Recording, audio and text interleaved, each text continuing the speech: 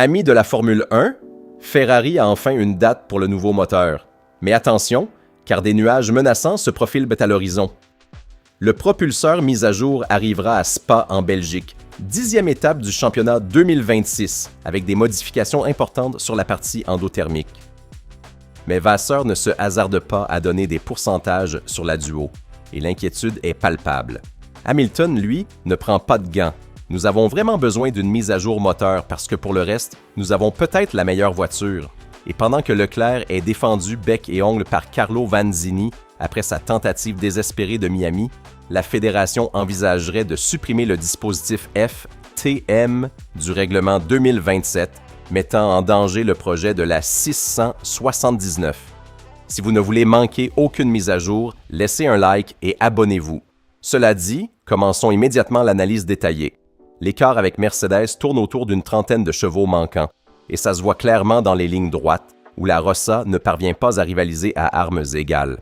Chez Ferrari, le seul mot moteur doit être utilisé avec le même respect qu'une prière dans un temple, ou du moins avec une certaine prudence, mais pas chez Hamilton, qui a été bien plus direct que Vasseur en admettant sans filtre le manque de puissance aux régimes les plus élevés. Le septuple champion du monde n'a pas tort quand il dit que la SF26 est peut-être la meilleure voiture du lot, une monoplace comparable à la SF70H qui souffrait exactement du même problème de cavalerie insuffisante.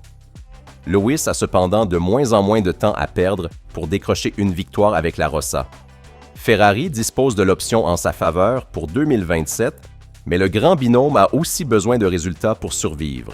Et il est connu qu'à Maranello-Beerman est prêt à être promu à tout moment. Hamilton a tout de même disputé une course solide à Miami, compte tenu des dégâts sérieux subis en tentant de surprendre Colapinto, un concours de faute que la direction de course a classé comme incident de course. Le rythme moyen du Britannique était à 1 demi-seconde de Leclerc, soit à peu près équivalent à la perte d'appui liée au barge board endommagé. Carlo Vanzini a parfaitement cerné la situation paradoxale du Monégasque.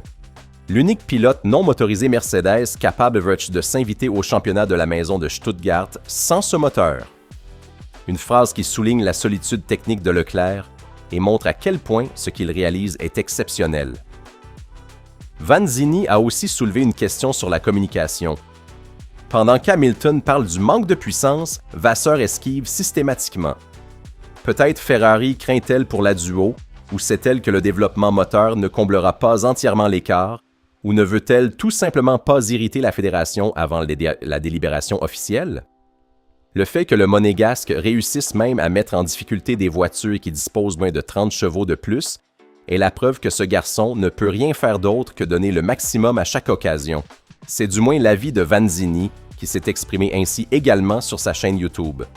Sur le plan sportif, l'erreur de Leclerc dans le final de Miami a été le fruit d'une tentative tactique extrême dictée par la désespération. Le Monégasque a essayé de résister à Piastri en recourant à un harvesting extrême pour recharger le maximum d'énergie, en tentant en même temps de se laisser dépasser pour jouer le podium avec l'overtake mode dans le dernier tour. Mais Charles ne pouvait pas être suffisamment rapide, 3 dixièmes plus lent que l'Australien avec 7 tours de plus sur les gommes. Le désavantage de puissance ne permet aucune marge et la SF26 doit être utilisée encore plus à la limite quand les pneus souffrent, avec des conséquences négatives aussi sur la gestion des températures. L'addition a été présentée de façon brutale, avec le tête-à-queue et la pénalité de 20 secondes qui l'a fait chuter en 8e position. Mais Vanzini ne pointe pas le doigt contre le pilote et le défend sans hésitation. Il a vu cette manœuvre comme la seule possibilité pour la 3e place et n'a pas à s'excuser parce que quelqu'un qui est là où il ne devrait pas pouvoir être a déjà tout dit. L'analyste Federico Albano de Formula Passion a également souligné combien il est difficile de ne pas comprendre la frustration d'un pilote qui, de meneur de course, s'est retrouvé totalement incapable de se défendre contre la concurrence s'il n'inventait pas des tactiques fantaisistes qui parfois paient et parfois deviennent de lourdes erreurs. L'intelligence de Leclerc au volant reste inégalable avec une gestion de l'énergie parfaite. Mais la désespération de ne pas pouvoir faire plus peut jouer de mauvais tours quand on est contraint de se pousser au-delà de la limite pour compenser le manque de puissance. Selon Autoracer, Le nouveau moteur modifié dans la partie endothermique sera monté sur la SF26 lors de la course de Spa en Belgique. Il faudra anticiper les validations des pièces avec la fédération pour homologuer la nouvelle Power Unit, mais avec de petites modifications d'installation, la monoplace pourra accueillir le propulseur mis à jour sur la piste belge.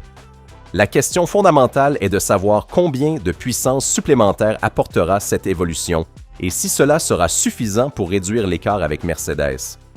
Réduire le gap est évidemment la priorité absolue.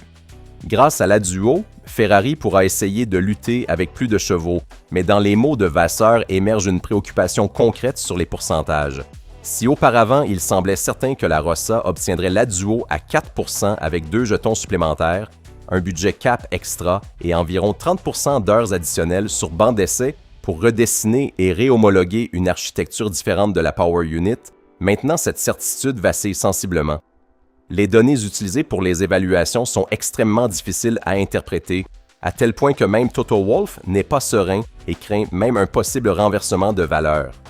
Tom Bazis a déjà déclaré que les évaluations arriveront après le Canada, où les longues lignes Stop and Go de Montréal devraient démontrer de façon écrasante l'écart entre les constructeurs. Jusqu'en juin, il reste encore du travail à faire et Ferrari se voit désormais dépassé aussi par McLaren, tandis que Red Bull avec Verstappen est déjà là à se rapprocher. Il y a ensuite la question FTM, qui risque de peser énormément sur le projet 2027. Selon The Race, la fédération envisagerait de supprimer du règlement la série d'éléments dans le boîtier d'échappement que Ferrari a conçu avec beaucoup d'ingéniosité. La fédération voudrait bannir aussi bien les ailettes autour du halo que le dispositif Flicktail Mode, dans l'intérêt d'éviter une course au développement. D'autres équipes ont commencé à copier le concept, mais l'idée étudiée sur la SF26 garantit actuellement un avantage considérable à l'arrière. Le gain net justifie amplement les ressources dépensées et les heures en soufflerie, et les techniciens de Maranello continuent à développer l'évolution du dispositif qui serait facilement transférable sur la 679 de l'année prochaine. Perdre la Duo maximum et subir un ban pour la FTM après toutes les ressources investies serait une défaite politique autant qu'une limitation technique, trop similaire à celle subie dans le passé. Le week-end de Miami laisse un goût amer, mais Ferrari a des raisons concrètes de regarder vers l'avenir avec détermination. Le nouveau moteur à Spa peut changer les équilibres, et Leclerc démontre à chaque course qu'il peut rivaliser avec des voitures nettement supérieures en puissance. Cap maintenant sur le Canada pour obtenir des réponses définitives sur la Duo et sur le vrai écart entre les constructeurs. Ferrari a la bonne voiture et le bon pilote pour lutter. Il ne manque plus que le moteur pour compléter le package. La route est encore longue et la partie est loin d'être terminée. C'est finalement ça la situation de Ferrari. Une équipe qui a tout, sauf les chevaux. Grâce au talent de ses pilotes et à la créativité de ses ingénieurs, elle continue à être là où elle ne devrait pas pouvoir être. Spa sera un tournant, la Duo sera un tournant. Et si tout s'aligne, la seconde partie de saison pourrait raconter une histoire très différente.